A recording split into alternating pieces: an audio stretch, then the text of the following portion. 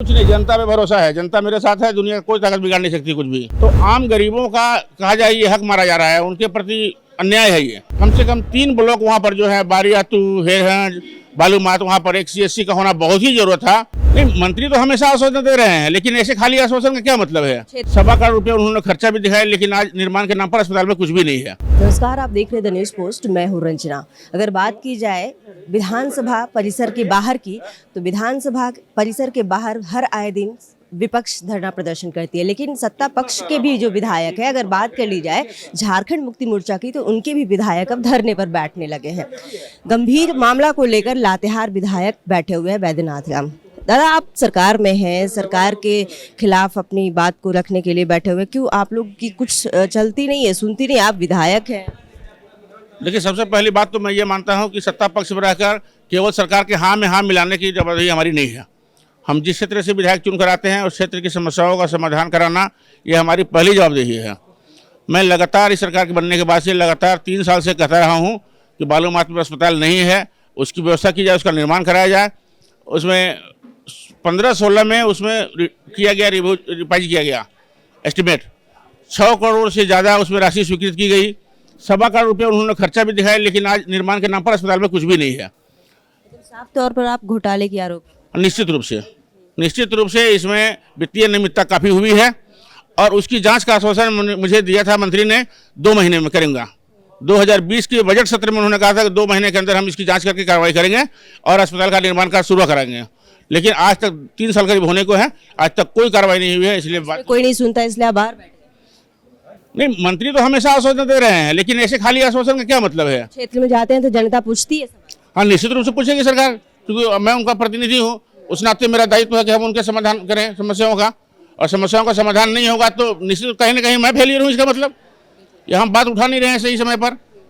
अगर समस्याओं का समाधान नहीं होता, पहला जवाबदेही उसमें होता है वहाँ का जनप्रतिनिधि, और मैं अपनी जवाबदेही को समझता हूँ। आपके क्षेत्र की सबसे बड़ी समस्या में स्वास्थ्य विभाग, आज के दिन में स्वास्थ्य विभाग का ये महत्वपूर्ण काम है। कम से कम 3 ब्लॉक वहाँ पर जो है बारियातू, हेरहंज, बालूमाथ, वहाँ पर एक CSC का होना बहुत ही जरूरत था, वहाँ पर वो नहीं है। आज एक छोटा सा कमरा जो जिम खाना के नाम पर बना था, उसमें आज अस्पताल चल रहा है। इससे दुर्भाग्य क्या होगा। मरीज होते हैं वो रांची आना पड़ता है, तब तक वो दम तोड़ देते हैं।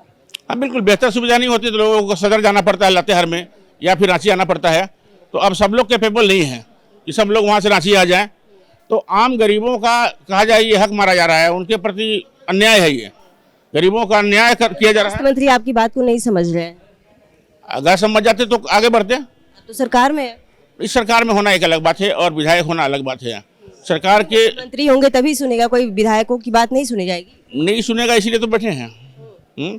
अगर नहीं सुनेगा तो लगता है कि सरकार में होते हुए भी आप यहाँ मैं परवाह नहीं करता हूँ इन बातों की, कभी परवाह नहीं किया हूँ। मैं अपने कर्तव्य पर विश्वास रखता हूँ, और कुछ नहीं, जनता पे भरोसा है। जनता मेरे साथ है, दुनिया कोई ताकत बिगाड़ नहीं सकती कुछ भी। इसलिए वो जो सोचते रहे।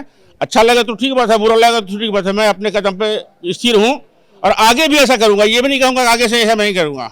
हमें लगता है कि परेशानी होगी मैं ऐसा करूँगा, चाहे सरकार किसी की हो, किसी कि बार बार जो सत्ता पक्ष विपक्ष बाहर प्रदर्शन करने के लिए बैठती, तो कहीं ना कहीं प्रेरित होकर तो नहीं बैठती। नहीं।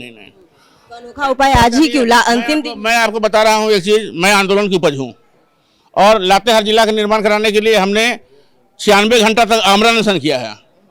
लगातार महीनों हम लोगों ने चलाया वहाँ पर अनशन का कार्यक्रम, क्रमिक अनशन चलाया। मैं खुद से 72 घंटे आमरण अनशन पर बैठा हूँ। लगता है कि आज जो इस तरह से आप प्रदर्शन कर रहे हैं, अगर कोई समाधान नहीं निकलता तो हो सकता है मेरा आंदोलन लंबा चले, यहीं पर हो सकता है। तो शीतकालीन सत्र का आज अंतिम उससे क्या है, विधानसभा एक अस्थायी संस्था है। विधानसभा एक संस्था है, और यहाँ पर इस कैंपस में आकर बैठना, इसका मतलब विधानसभा के समक्ष बैठना माना जाता है, और सरकार को इसमें संज्ञान लेना ही पड़ेगा। आप सुन रहे थे लातेहार विधायक बैद्यनाथ राम को। ये कह रहे हैं स्वास्थ्य विभाग का जो मामला इन्होंने उठाया है, यहाँ गंभीर आरोप लगाते हुए कह रहे हैं कि विभाग में जो वित्तीय अनियमितता हुई है उस पर सरकार को सोचना होगा। साथ ही बता दें कि ये कह रहे हैं कि जब तक हमारी मांगे पूरी नहीं हो जाती है तब तक हम ऐसे ही यूं ही धरना प्रदर्शन पर बैठे रहेंगे। हमें किसी से डर नहीं लगती, क्योंकि जनता की ताकत हमारी ताकत है। तमाम ऐसे अपडेट्स के लिए बने रहेगा द न्यूज़ पोस्ट के साथ। नमस्कार।